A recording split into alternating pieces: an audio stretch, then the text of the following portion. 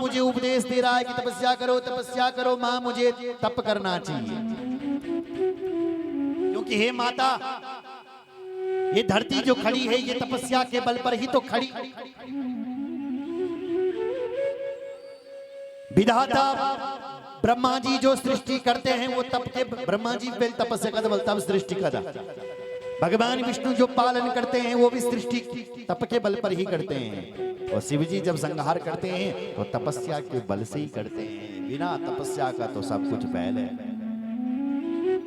तप बल रचयि प्रपंच विधाता, तप बल रचयि प्रपंच विधाता, तप बल रचयि प्रपंच विधाता, तप बल विष्णु सकल जग त्राता, तप बल विष्णु सकल सुख त्राता, तप बल विष्णु सकल जग त्राता, तप बल विष्णु सकल जगदाता, तप बल शंभु करे संहारा, तप बल शंभु करे संहारा, तप बल शंभु करे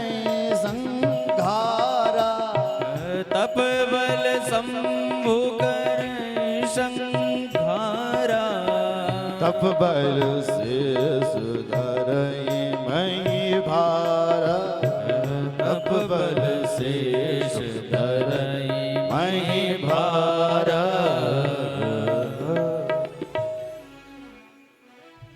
तपस्या के बल पर ही बलशेष भगवान इस धरती को अपने फन पर धारण करते हैं।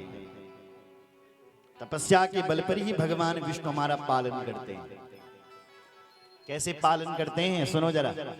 जब तुम अपनी मां के पेट में थे तब तुम्हें कौन खिलाता था? आप्यायनी नाम की एक नाड़ी होती है, उससे सारा रस ग्रहण करता रहता है बालक। तो जब तुम अपनी मां के पेट में थे तो भगवान तुम्हारा पालन करता था। जब तुम्हारा जन्म हुआ तब भी भगवान ने तुम्हारे पालने की सब सोची। कैसे?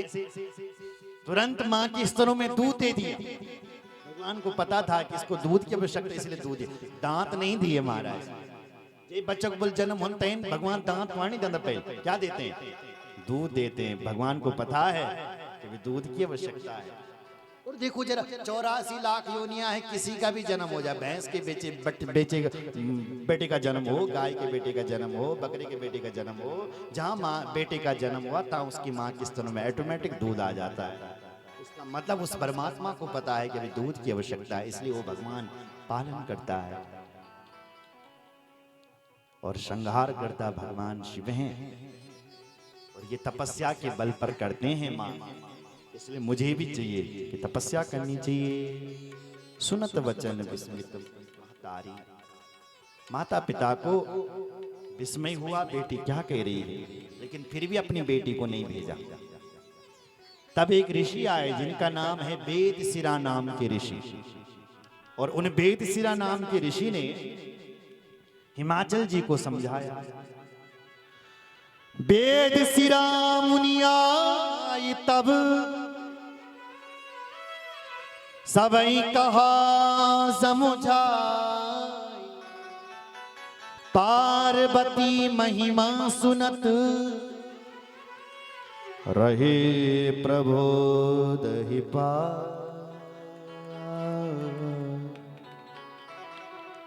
पार्वती की जन्म की कथा सुनाई कि पार्वती साक्षात लक्ष्मी जगदम्बा है, तुम्हारी बेटी बन रखी है भगवती, इसलिए इसको मत रोको।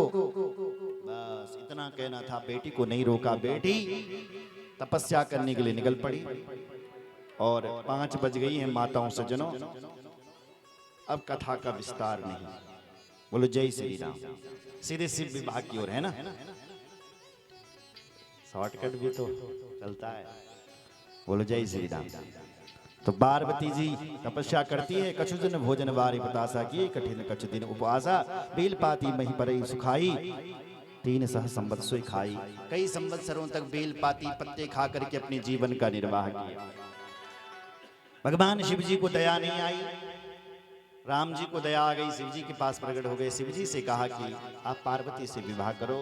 भगवान शिव जी ने सप्त ऋषि को भेजा, सप्त ऋषि गए, देवी पार्वती की परीक्षा ली, प्रेम परीक्षा। परीक्षा में मां पास हो गई और ऋषिगण मां के चरणों में प्रणाम करके कहा, तुम भगवान शिव जी की माया हो, हम तुम्हें पहचान गए हैं। शिव जी के पास आए। भगवान शिव जी ने सुना तो भगवान शिव जी की समाधि लग गई। उससे पहले भगवान शिव 3 बार देवी पार्वती की परीक्षा लेने के लिए गए। एक बार ब्राह्मण बने हुए, दूसरी बार ऋषि कुमार बने हुए और तीसरी बार नटराज का भेष बनाया भगवान शिव जी ने, नटराज बने। जब सप्त ऋषियों ने कहा कि अब तपस्या करने की आवश्यकता नहीं, हम तुम्हारा विवाह कराएंगे देवी, तब देवी पार्वती घर आई और भगवान शिव जी को बताया। शिव जी नटराज भेष बना करके गए, एक हाथ पर श्रृंगी, एक हाथ पर डमरू लिया और नाचने लगे। हिमाचल जी प्रसन्न हुए और कहा, इसे नटराज को जरा स्वर्ण आभूषण दे दो। नटराज ने कहा, मुझे तुम्हारे ये सोना चांदी नहीं चाहिए, और देना ही नहीं चाहते हो हे हिमाचल जी, तो तुम्हारी जो सुंदर बेटी है वो मुझे प्रदान करो। हिमाचल जी को क्रोध आ गया, देखो तो इस नट को बेटी मांगने आया, मारने के लिए आए। तो भगवान शिव जी ने अपना रूप बदल दिया, विष्णु के रूप में खड़े हो गए, ब्रह्मा जी के रूप में खड़े हो गए। शिव जी, हिमाचल जी पहचान गए, जो प्रणाम किया, आरती घुमाई, भगवान शिव जी अंतर्धान। सप्त ऋषियों को ये बात पता चली, हिमाचल जी के पास आए, लग्न पत्रिका निकाली, भगवान शिव जी का विवाह की सूचना सबको दी। लेकिन उससे पहले भगवान शिव